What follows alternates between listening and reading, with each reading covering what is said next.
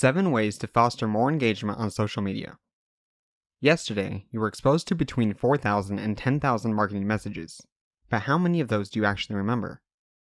Out of those that you remember, how many actually sparked a powerful enough reaction in you to affect your opinion of that company? Chances are not very many.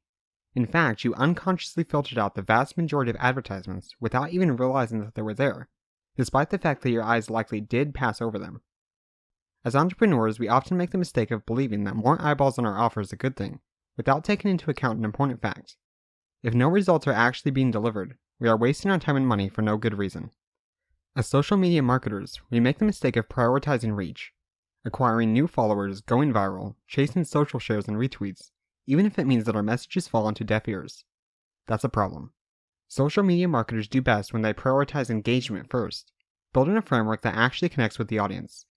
Once this framework is in place, only then can it be effectively scaled by amplifying reach. In this article, I want to help you develop that framework. Let's look over 7 methods we can utilize to improve engagement on social media and build a more meaningful connection with our audience. 1. Provide value first and consistently. Never forget what social media is intended to be used for. Although all the networks are not consumed in the same way, none of them are meant to be used as a billboard for you to blast your marketing messages. People do not follow you to receive your advertisements. They followed you because they felt like they would receive value from you in some way. That's not to say there isn't time to promote any offers you may have going on at the moment, but when your social page starts feeling like the ad section of a newspaper, you've got a problem. Even if people don't unfollow your page, they certainly won't engage with the content, and this will result in the network showing your posts less frequently to those people. When possible, look for opportunities to provide value that ties in with your marketing objective. Something as small as a funny tweet that links to your sales page is infinitely better than posting typical ad copy. 2. Keep social media social. Nothing hurts engagement more than blocking off communication with your fans and followers. After all, why should they bother to write to you if you're only going to ignore them? Acts like this will make your following feel worse off than if they had just not said anything at all. A surprisingly large number of brands will work hard to receive more comments on their posts, then seemingly ignore every single comment that they actually receive.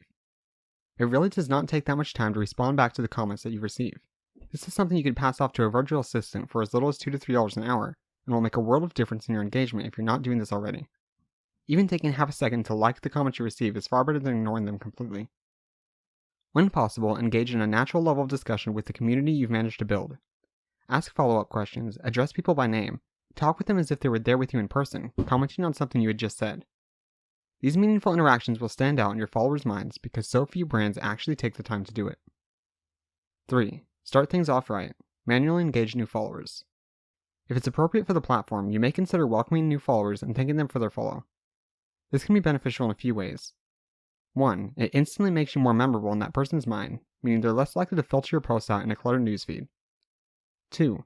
It gives you an opportunity to direct new followers towards additional resources you offer, such as blog articles or products.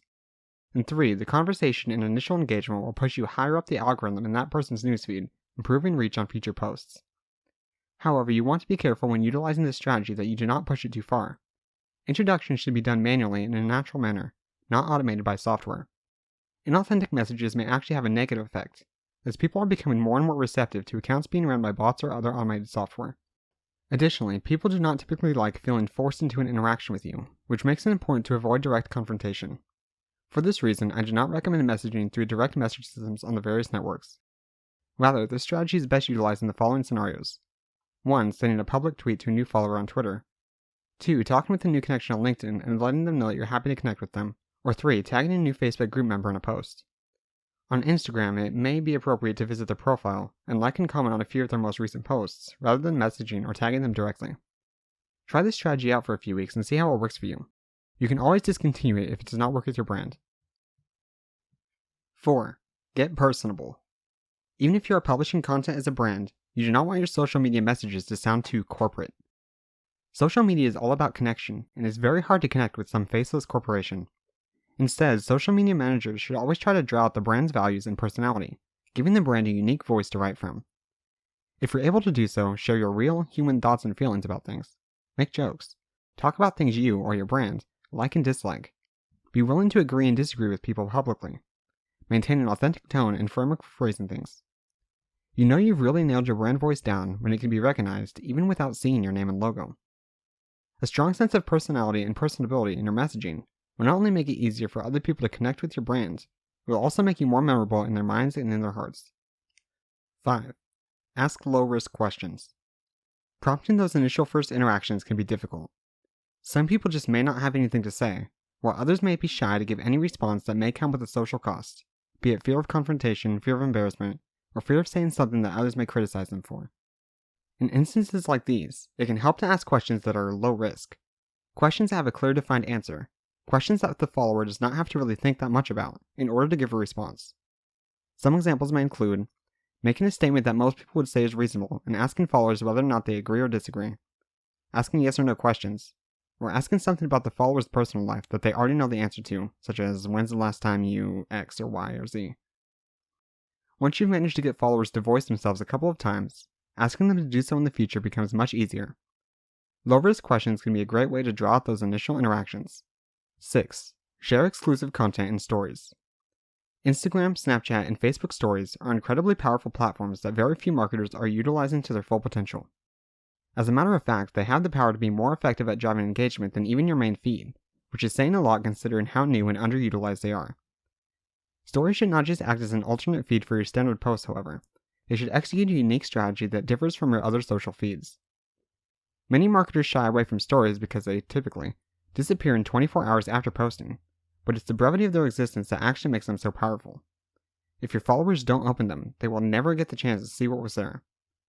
This means that if you actually provide value in your stories and give people a reason to want to open them, it's possible to foster engagement that's far beyond what you may find in your main feed. Crafting a story strategy will be different for every company, and there's definitely not a one-size-fits-all solution.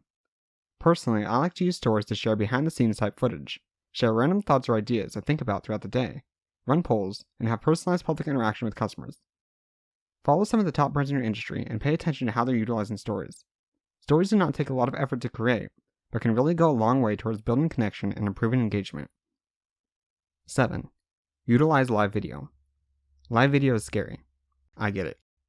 The idea of putting yourself on camera without the ability to shut it off and edit out your mistakes can be scary. However, there are very few things that act as a better engagement builder than actually interacting with followers in real time. After all, this is about as close as you can get to meeting them in person. Even for those that don't engage in conversation, you can be sure that you'll end up being far more authentic and memorable to any viewers that are willing to tune into your broadcast. According to an article from MediaKicks, daily watch time of Facebook Live videos has increased by 4 times over past years, and users watch a live video 3 times longer than a regular one on average. Live videos also produce 6 times as many interactions as traditional videos. While it may be difficult to get a large number of people to tune into your broadcast, especially if you do not already have a large audience, the engagement benefits of doing so may ultimately make up for the lower reach. After all, if 20 people bought from you because of your live stream, wouldn't you say that the time spent was worth it even if you didn't necessarily reach a lot of people? Conclusion. Although we'd all like to have a larger following, it's important that we make the most of the following that we already have. If you're able to build a strong enough connection with the audience, you should carry out your social strategy with the belief that every single follower can one day become a buyer or refer someone that will. Prioritize your existing following and continue strategizing how you can better serve them. Ultimately, they will reward you for your care. From there, scaling profitably to larger and larger followings becomes easy, and your existing audience will help do it for you. I hope that this article has given you some ideas. I'd love it if you drop your social handles on my site or send them to me so I can see how you're implementing your own social strategy this year. Additionally, if you'd like to watch me carry my own social strategy, I'd love to have you follow me as well. You can find my pages on my website. Thanks so much. To your success, James McAllister.